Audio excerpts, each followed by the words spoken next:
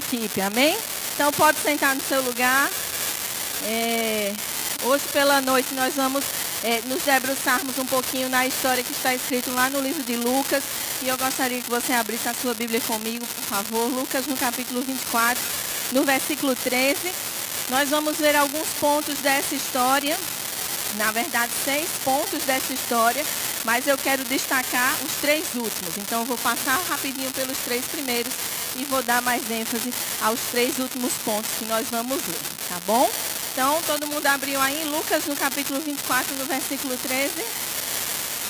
Vou esperar você abrir, que eu quero que você me acompanhe, tá bom? É uma história bastante conhecida da Bíblia, contextualizando, né? Os discípulos estavam, Jesus tinha acabado de ser crucificado, tinha sido sepultado. Já fazia 3 dias que os discípulos não tinham notícias sobre Jesus e 2 desses discípulos estavam retornando para a sua cidade, que ficava a cerca de 7 quilômetros ali de Jerusalém.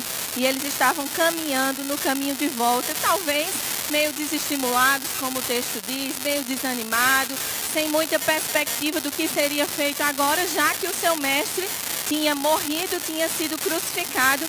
Eles ainda não tinham visto essa ressurreição, né? Apesar de algumas mulheres já terem dado a dica que ela já tinha acontecido.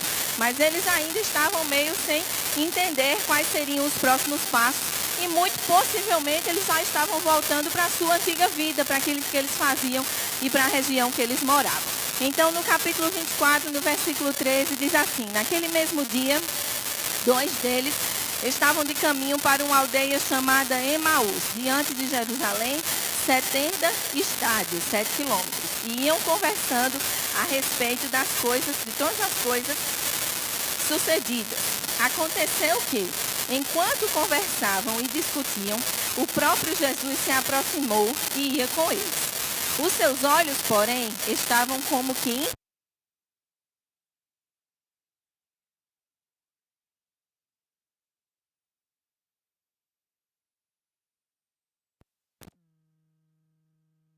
tratando à medida que caminhais.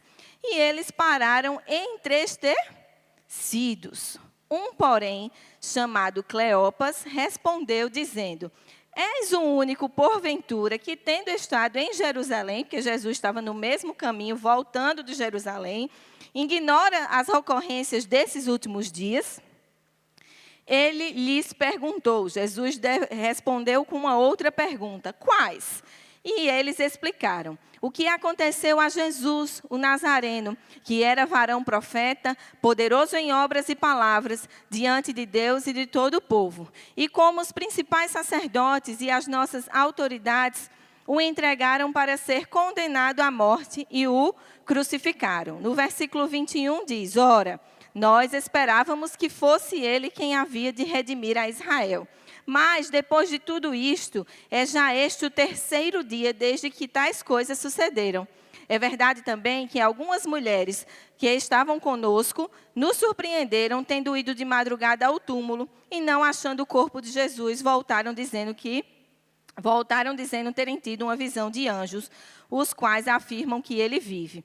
De fato, alguns dos nossos foram ao sepulcro e verificaram a exatidão do que as mulheres disseram, mas não o viram. Então lhes disse Jesus: ó, nécios e tardos de coração, para crer tudo o que os profetas disseram. Porventura não convinha que Cristo padecesse e entrasse em sua glória?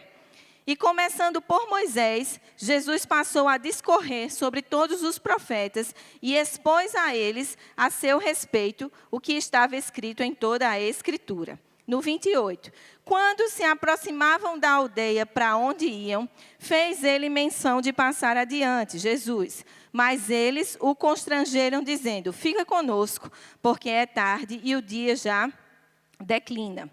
E entrou para ficar com eles. E aconteceu que, quando estavam à mesa, tomando ele o pão, os abençoou e, tendo-o partido, lhes deu. Então se lhe abriram os olhos e o reconheceram.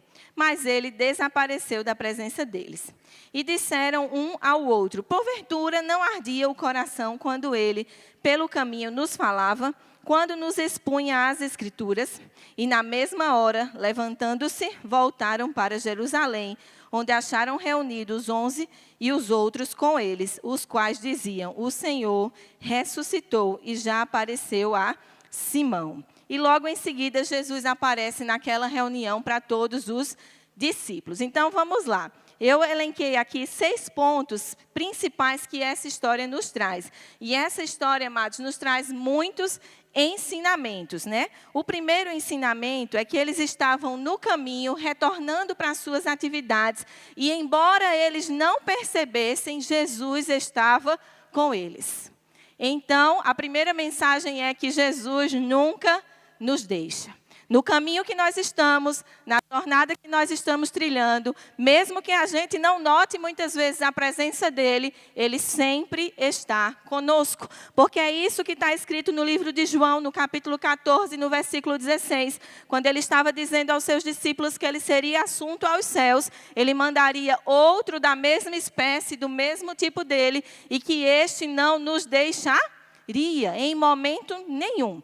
Então, eu não sei quais são os desafios que você tem passado, qual é o caminho que você tem andado. Às vezes, o caminho é um caminho mesmo como eles estavam aqui, desolados, né? Entristecidos, sem perspectiva. E, embora você não perceba, eu quero te dizer que Jesus está aí com você. O Espírito Santo sempre está com você. Não existe a possibilidade de você estar sozinho, porque Ele está sempre conosco, nos guiando em toda a verdade, sempre está caminhando conosco, Ele não nos deixa, e muitas vezes a gente não nota os livramentos que nós temos, não é verdade? Não notamos as coisas que vão acontecendo no nosso dia, porque às vezes estamos com a nossa visão obscurecida, ou com a nossa visão meia sem ver direito. Mas Jesus sempre está conosco, nos livrando. Nunca permita que o diabo diga coisa diferente a você e que traga pensamentos de solidão à sua mente. Porque você tem o maior, aquele que é maior, habita dentro de você. Aquele que já venceu todas as coisas, habita dentro de você. Portanto, você não precisa se sentir sozinho. Porque você tem o Rei dos Reis e o Senhor dos Senhores habitando dentro de você. Amém? O segundo ponto que essa história nos traz é que, às vezes, muitos sentimentos podem obscurecer a nossa visão espiritual. Então, a tristeza, a decepção, a expectativa de que algo acontecesse, porque eles tinham a expectativa que Jesus era aquele que viria redimir o povo de Israel. Eles afirmam isso no texto. E às vezes, quando essa expectativa não é cumprida, ou quando quando nós planejamos algo, criamos a expectativa a respeito de alguma coisa, e não vemos essa expectativa ser cumprida, chega um sentimento ao nosso coração. Né, o sentimento de tristeza, de decepção, de desamparo, o próprio sentimento de solidão. E, às vezes, esses sentimentos podem obscurecer a nossa visão espiritual. Vejam que o mestre, que eles caminharam com esse mestre durante um tempo, pelo menos por alguns anos. Ou alguns meses, eles estavam seguindo a Jesus Cristo. Eles estavam, e quando eu digo seguir, entenda que não era marcar um bate-encontro numa bate-caverna. Eles estavam andando com Jesus dia e noite. Eles dormiam no mesmo espaço, eles comiam na mesma mesa, eles tinham momentos juntos, eles andavam distâncias de cidade a outra cidade, ali todo mundo junto e agregado. Mas esses sentimentos não permitiram que eles enxergassem que aquele que estava ali com eles era aquele mesmo que vivia o dia todo com eles. Eles não conseguiram perceber ou reconhecer que era o próprio Jesus que estavam ali, porque estavam ludibriados ou como se fossem, né, entenebrecidos por sentimentos de decepção, de tristeza, de solidão. E aí eles não conseguiram perceber que era o próprio Jesus que estavam ali. Até que Jesus começou a se revelar a eles por meio das Escrituras. Em Romanos, amado, no capítulo 1, no versículo 17, diz que o justo vive do quê? Não, aí diga mais forte para eu saber que você é da Igreja Verbo da Vida, né? O justo vive da sua fé. O justo não anda por sentimentos, porque decepção, amados, bem-vindo ao mundo, todo mundo vai ter. Tristeza também. Né? Você não vive numa bolha. Todos nós temos desafios e temos momentos difíceis. Mas a Bíblia nos convida e nos diz que se você é justo, você não vive por sentimentos. As suas ações não são guiadas pelo que você sente ou deixa de sentir. E os sentimentos são, sim, importantíssimos para aquela pessoa que você é. Porque você é um espírito, tem uma alma e habita em um corpo. Veja que os próprios sentimentos foi o próprio Deus que colocou dentro de você. Faz parte de quem você é. Mas a Bíblia diz que nós não andamos pelo que nós sentimos.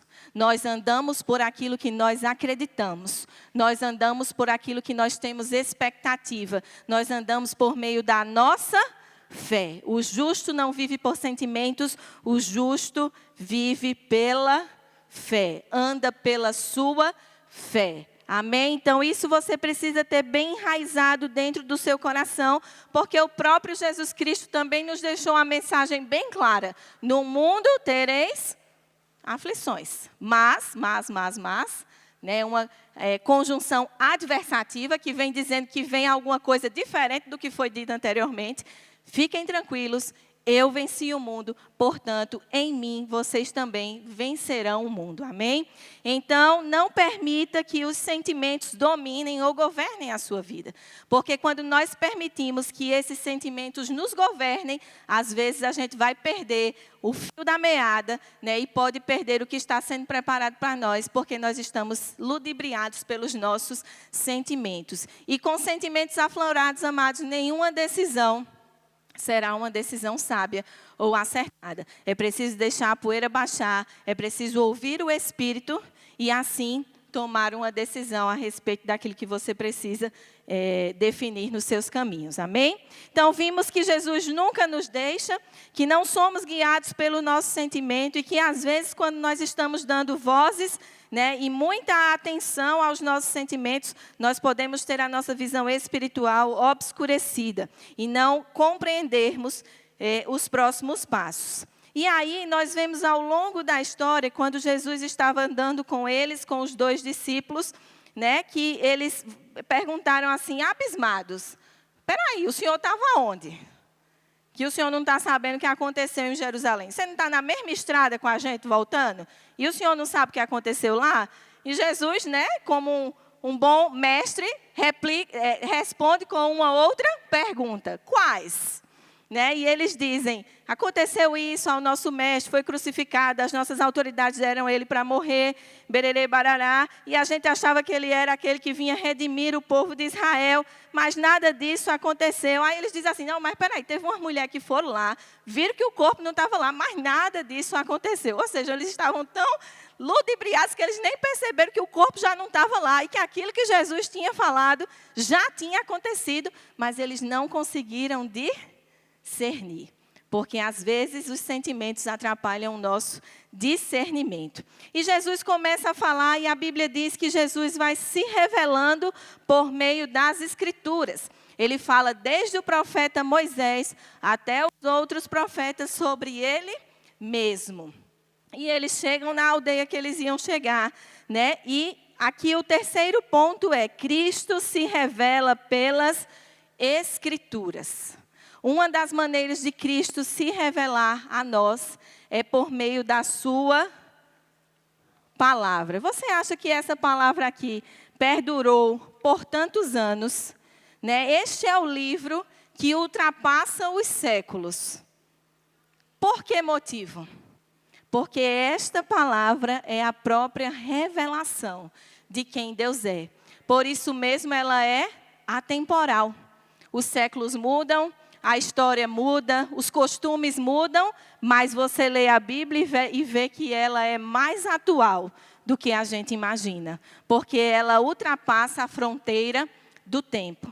E se você quer conhecer a Deus, se você veio hoje à noite e você não sabe quem é Deus, ou você não tem a revelação completa de quem é Jesus, de quem é o Espírito Santo, uma excelente maneira de você conhecer a Trindade é por meio da sua palavra. Esta palavra foi inspirada, os homens que escreveram, sem dúvida nenhuma, porque são os homens que têm mãos. Mas os homens foram inspirados por Deus para fazer a revelação de quem Deus é, de quem Cristo é e o plano da salvação. E a terceira pessoa da Trindade, que é o Espírito Santo. Então, se você quer conhecer quem Deus é, se você quer conhecer a vontade de Deus para a sua vida, os próximos passos, o que eu devo fazer, o que eu devo deixar de fazer, uma excelente maneira de conhecer a Cristo é por meio da sua palavra.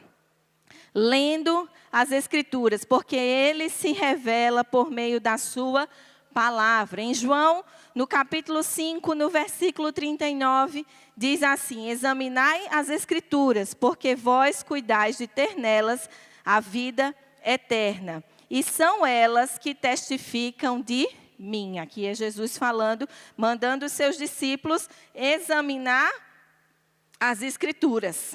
E ter cuidado nessas Escrituras, porque elas contêm a vida eterna e elas testificam, dão testemunho de quem é Jesus Cristo. Então, para conhecer a vontade de Deus, amado, o melhor passo, ou a forma mais garantida, é você se debruçar na palavra de Deus. Conhecendo a palavra de Deus, não tem como você não conhecer o próprio Deus, não tem como você não conhecer o plano e a vontade de Deus para a sua vida, e não tem como você não ter intimidade e relacionamento com Jesus Cristo e com o Espírito Santo. Amém? Você está lendo sua Bíblia? Só metade da igreja está lendo a Bíblia, né? Você está lendo a sua Bíblia? Isso, esse é um tempo fundamental. O diabo tem nos roubado no nosso tempo. Você já percebeu isso? Que às vezes a gente tem cada vez menos tempo de fazer o que nós gostaríamos, porque a gente tem uma série de atribuições e muitas vezes a leitura da palavra de Deus está ficando lá, como a gente diz, lá no Nordeste, lá no rabo da gata. Fica por último, quando sobrar um tempo. Quando eu fizer isso e resolver aquilo outro, né? E o seu momento devocional deve ser o primeiro. A gente falou nos cultos passados, eu ministrei aqui sobre a oferta, e nós falamos sobre a oferta de Caim e Abel. O que diferenciou Caim e Abel e a aceitação da oferta não foi a oferta em si. Ambos tinham oferta. Um trouxe um novilho e o outro trouxe as frutas. Todos dois tinham ofertas. Todos dois vieram a Deus apresentar algo. Tiveram uma boa ação de estar diante de Deus representando algo.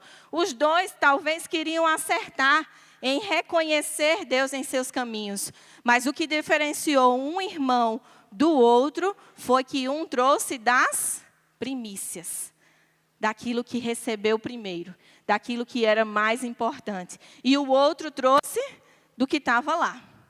Não se importou em trazer o melhor, o primeiro, de ofertar aquilo que era o primeiro, né? E eu fiz uma pergunta: você acha que Deus merece o resto? A sobra? Não.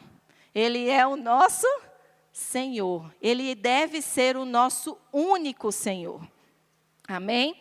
Então, Cristo se revela por meio das Escrituras, as Escrituras testificam sobre Cristo. Se você tem dúvida de alguma coisa, procura na Bíblia. Hoje em dia nós temos a facilidade de ter uma Bíblia online, onde a gente tem uma lupinha e onde a gente pode pesquisar por uma palavra. E você receber na palma da sua mão todos os versículos concernentes àquela palavra, onde você pode te esclarecer todas as suas dúvidas. E o quarto ponto que eu queria destacar é como Jesus se revelou.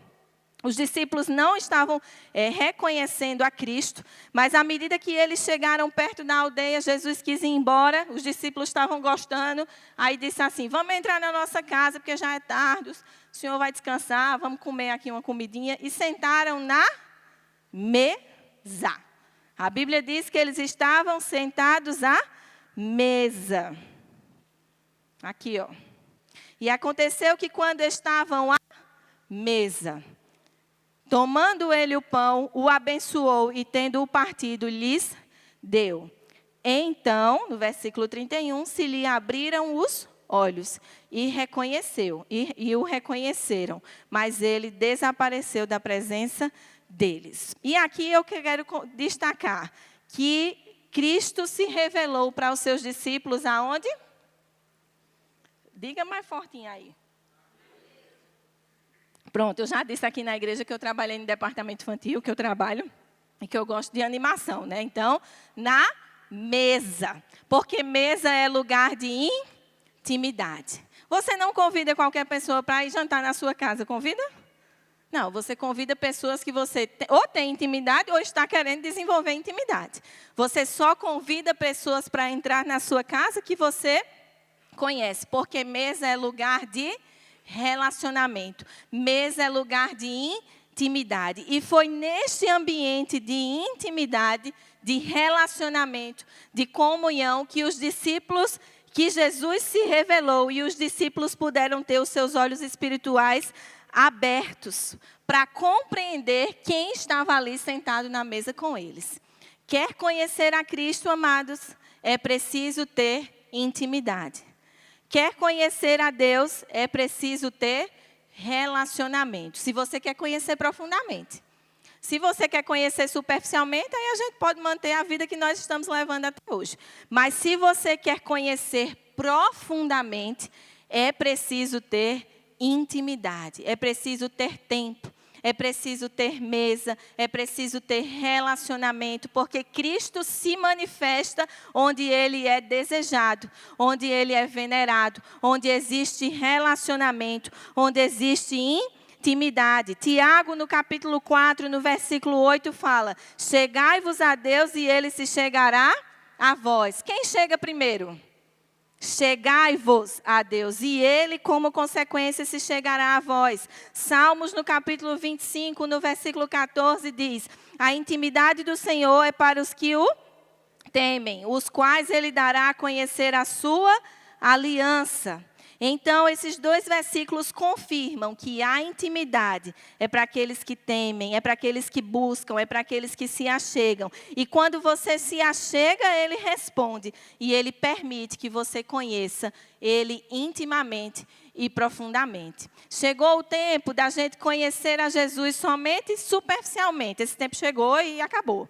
A gente precisa conhecer a Jesus mais profundamente, conhecendo quem Ele realmente é. Já pensou que maravilha a gente ouvir do próprio Deus: faça isso, faça aquilo, vá naquela pessoa, abençoe fulano, ouvindo do coração de Deus os desejos que Deus tem para nós como comunidade, como igreja? Mas às vezes a gente está tão interessado em só vir e receber, que a gente nem abre o espaço para ouvir o que fazer. Porque a gente só quer a parte do Pai Nosso, que venha a nós o vosso reino. Né? E às vezes a gente precisa parar e ouvir. E é nesse lugar de intimidade, de comunhão, que nós ouvimos e podemos nos aprofundar no conhecimento da Escritura e no conhecimento de quem Jesus verdadeiramente é. Você concorda comigo que se nós somos espelhos e refletimos a glória de Cristo, para refletir algo eu preciso saber quem esse algo é? Porque senão eu posso estar refletindo a coisa errada, achando que eu estou refletindo a coisa certa. Né? Então, eu preciso conhecer. Você tem também na sua mesma Bíblia aí, que os discípulos de Cristo seriam reconhecidos pelo amor. Né? Então, existe um estereótipo. Existe uma característica que chama a atenção das outras pessoas, ao ponto delas serem reconhecidas como discípulo de Cristo pelo amor. Mas às vezes a gente nem está andando com esse Cristo. E como é que a gente vai ser reconhecido como discípulo dele? Então hoje é uma noite de reflexão. Amém? Hoje é uma noite de reflexão, para que nós possamos nos aprofundar no conhecimento de Deus. E esse conhecimento só acontece com intimidade, com tempo. Porque a mesa, amados, você não convida um amigo para a sua casa, bota a mesa e em 30 minutos você já manda o irmão ir embora ou bota a vassoura atrás da porta para ele ir. Quando você convida alguém, você sabe que vai demorar, não é verdade? Que às vezes vai passar até do seu planejado, porque ali vocês estão em liberdade para conversar. né? Então, Deus, Ele deseja esse espaço na tua vida. Um espaço onde Ele possa ter liberdade de ter você com Ele integralmente, sem ter hora marcada, sem ter que fazer outras coisas, sem ter que botar a vassoura atrás da porta, para que Ele vá embora. Mesa gera relacionamento e isso se aplica a qualquer outra perspectiva da nossa vida, além do nosso crescimento espiritual. Se aplica aos nossos filhos, à nossa casa, à nossa família, aos nossos amigos. A mesa gera relacionamento. O quinto ponto que esse texto nos traz como reflexão é que os discípulos, quando reconheceram Jesus e Jesus desapareceu da presença dele, eles tiveram um insight. E disseram, porventura não nos ardia o coração quando ele, pelo caminho, nos expunha as Escrituras? Então, quando eles perceberam que era Jesus, eles voltaram naquela cena da noite anterior, ou da mesma noite, na verdade, no final da tarde, e eles disseram, rapaz, o nosso coração ardia quando ele falava dele mesmo nas Escrituras. E esse é o ponto que eu quero dar destaque, o 5 e o 6. O seu coração tem ardido quando você ouve a respeito de Cristo nas Escrituras? Qual foi a última vez que o seu coração queimou quando você ouviu sobre quem Deus é, sobre o que Deus fez e o que o Deus faz? Qual foi a última vez que o seu coração pegou fogo quando alguém comunicou alguma coisa aqui no púlpito, e você percebeu que era Deus falando e o seu coração queimou? Qual foi a última vez que o seu coração queimou pelas pessoas que estão do lado de fora da igreja? Porque, amados, o coração arder quando a gente escuta sobre Cristo é um sinal que a nossa sensibilidade espiritual está aguçada. Mas o contraponto também é verdadeiro. Quando o nosso coração está indiferente, ou quando nós não temos mais essa chama queimando dentro do nosso coração, é sinal que deu ruim e que nós estamos insensíveis do ponto de vista espiritual. E às vezes nós estamos sentados na igreja, estamos ouvindo a palavra, o nosso coração não queima mais, e eu venho te dizer que às vezes nós estamos espiritualmente declinando, com a nossa sensibilidade espiritual pouco aguçada. O seu coração precisa arder toda vez que você ouvir falar sobre Jesus. O seu coração precisa arder toda vez que essa palavra for compartilhada. O seu coração precisa arder toda vez que a gente tiver salvação. Aqui na igreja e fora da igreja. O seu coração precisa arder por Cristo. Porque não foi o seu trabalho que morreu por você. Não foram os seus bens e a sua riqueza que morreu por você. Não foi a sua família, nem os seus filhos, e muito menos o seu marido que morreu por você na cruz. Ele precisa ser o único Senhor das nossas vidas. Em Apocalipse, no capítulo 3, no versículo 15, diz que o morno é vomitado. E aí ele dá uma dica, João dá uma dica. É melhor você ser frio ou você ser quente. Porque se você for meia boca, você não será aceito. Em Romanos 12, 11, diz assim, no zelo sede remissos, sejam fervorosos de espírito. Porque o quente vai ser aceito, o morno vai ser vomitado. E você precisa ser fervoroso de espírito. Em Mateus 24, 12, diz que no final dos tempos, o amor e aí tem um adjetivozinho, quase todos esfriará. Não é de uma pequena parcela, mas é o amor de quase todo mundo. É o amor de quase todo mundo vai esfriar. Você acha que nós estamos vivendo o final dos tempos? Eu acho que sim. E a minha pergunta para você é, você está nesse quase todo mundo? Ou você está na pequena parcela que mantém a chama fervorosa de Espírito? A chama acesa, melhor dizendo, do fervor do Espírito. Você está na pequena parcela que está se esquentando e mantendo o seu coração sempre queimando? Ou você já adentrou essa parcela maior de que quase todo mundo vai esfriar o seu amor por Deus? Sabe, quando a gente faz um churrasco, que a gente bota o carvão para queimar, se a gente não alimenta aquele carvão, o churrasco vai acabar. E nem carne mais vai ter no churrasco, porque o carvão vai se deteriorando, se queimando e vai virando cinza.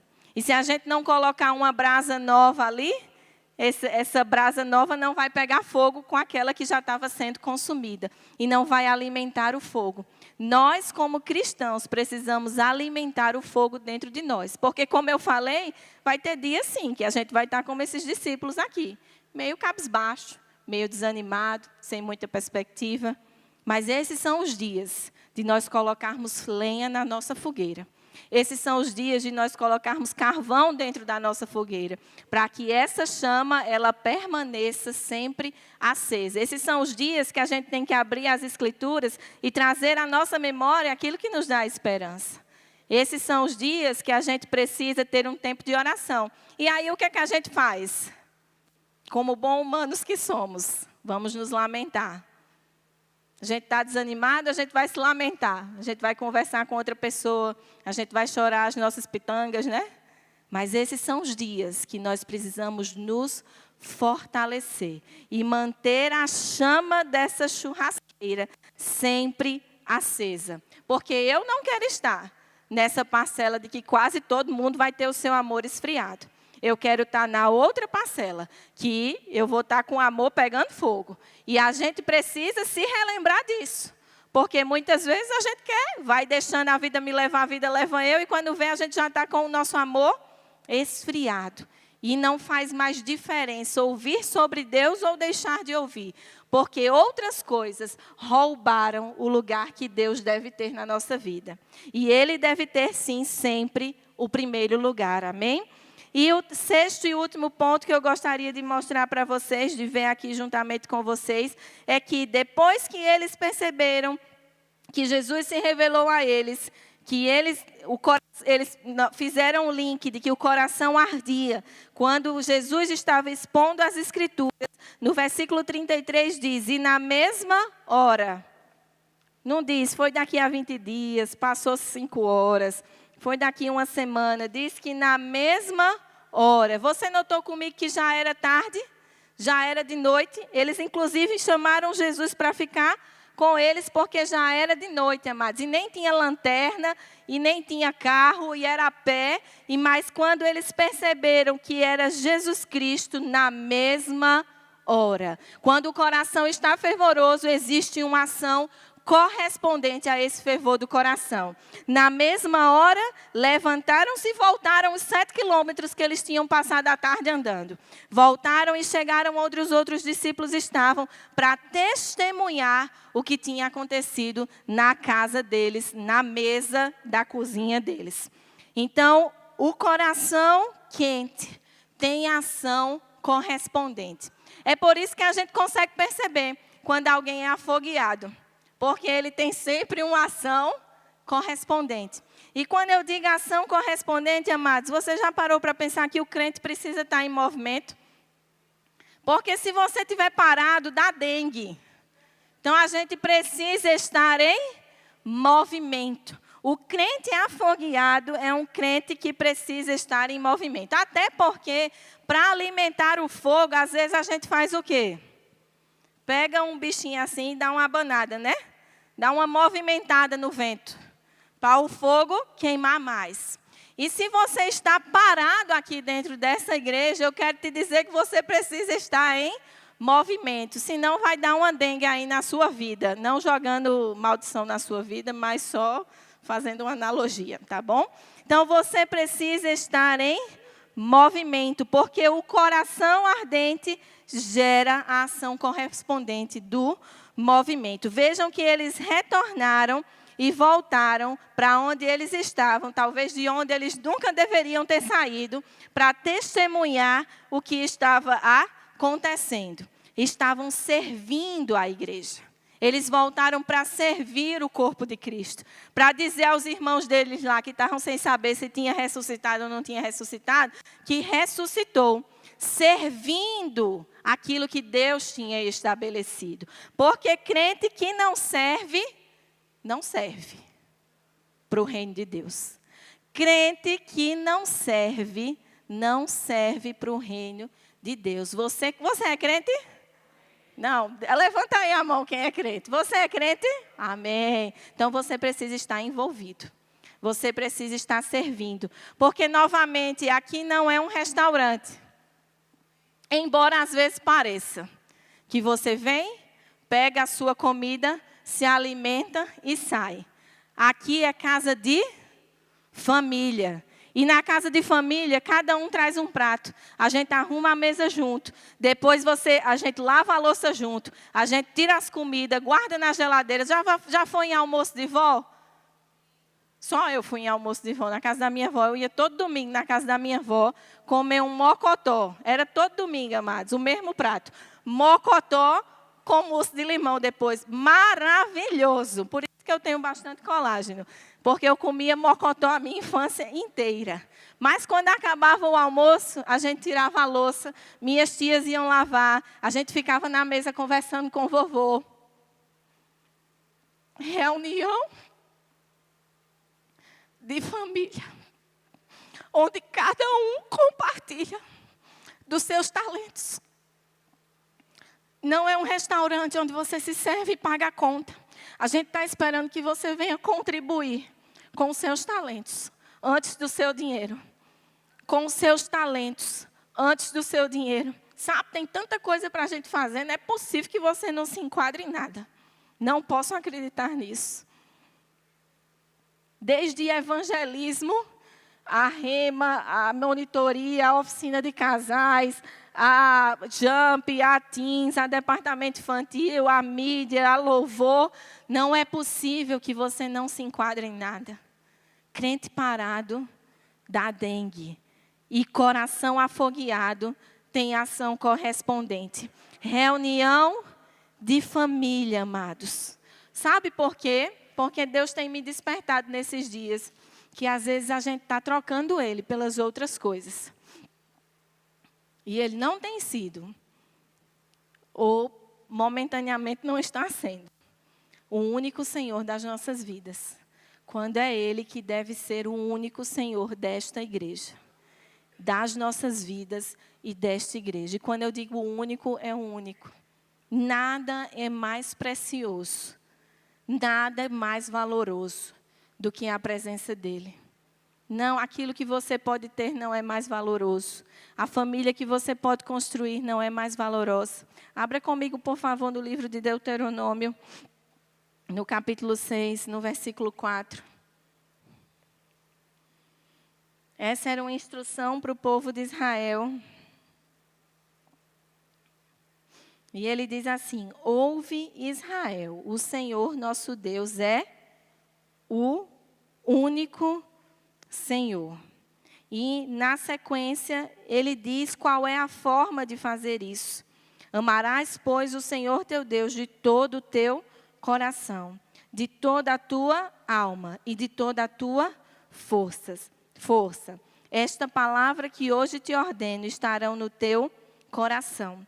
Tu inculcarás aos teus filhos e delas falarás assentado em tua casa, andando pelo caminho, deitando-te e levantando-te. Quando é que você vai falar dessas palavras? Porque aqui o que eu estou enxergando é rotina. É dia a dia.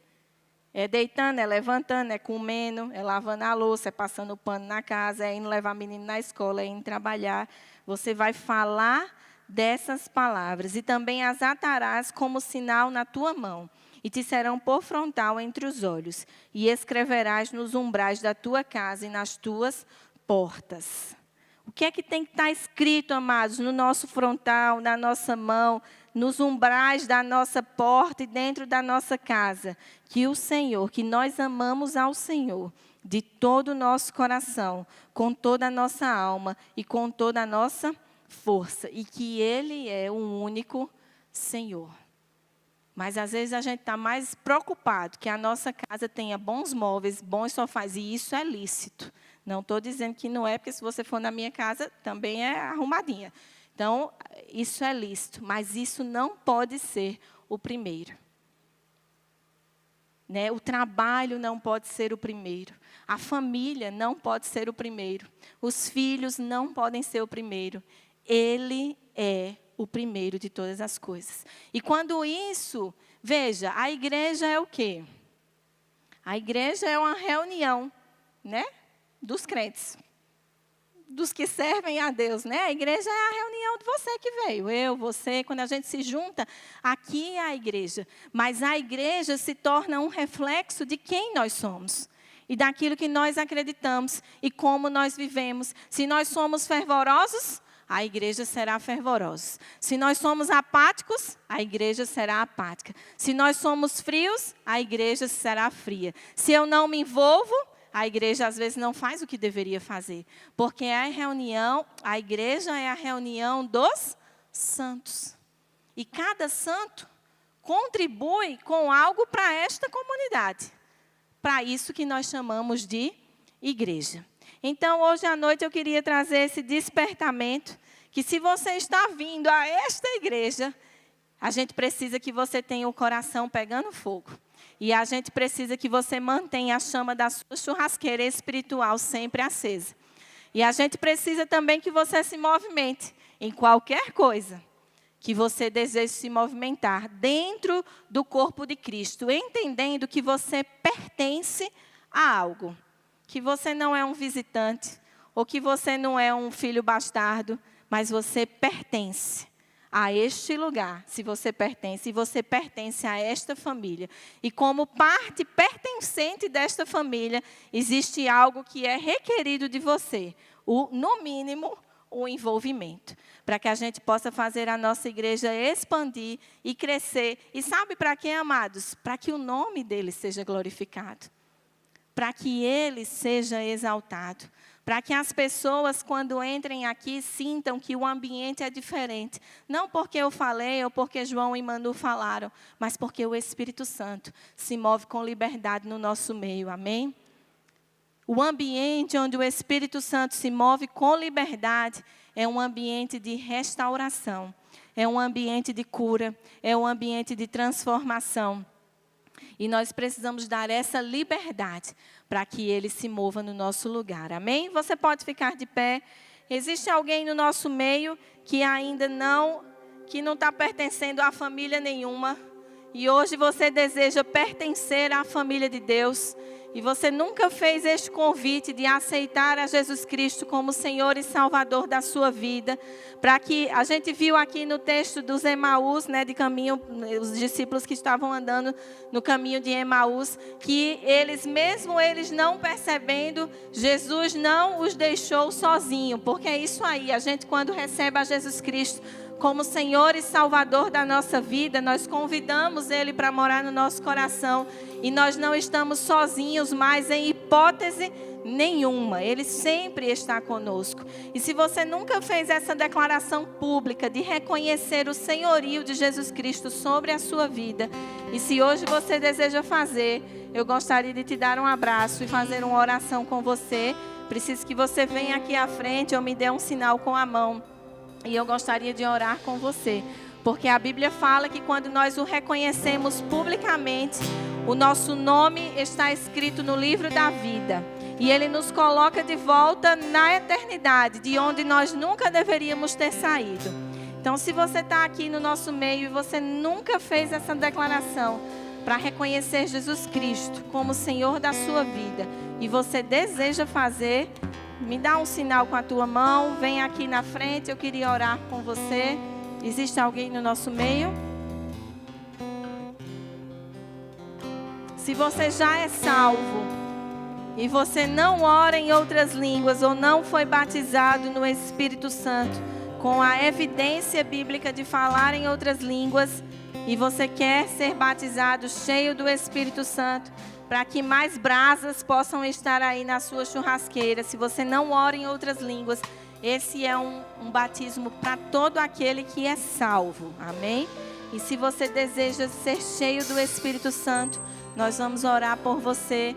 E você vai ser batizado no Espírito Santo com a evidência bíblica de orar. Às vezes você vê a gente orando aqui, né, e não sabe o que é isso.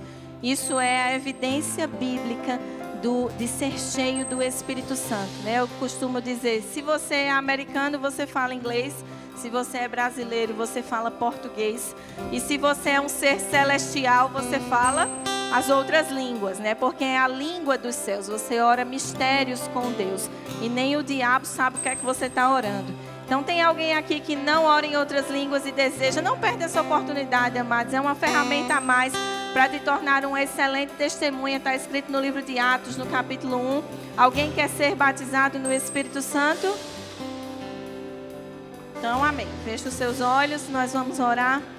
Consagra a sua vida a Ele, levanta as suas mãos diante de tudo aquilo que foi exposto aqui. Faz a sua própria oração com o seu coração aberto. Aquilo que você precisa ajustar, só você sabe.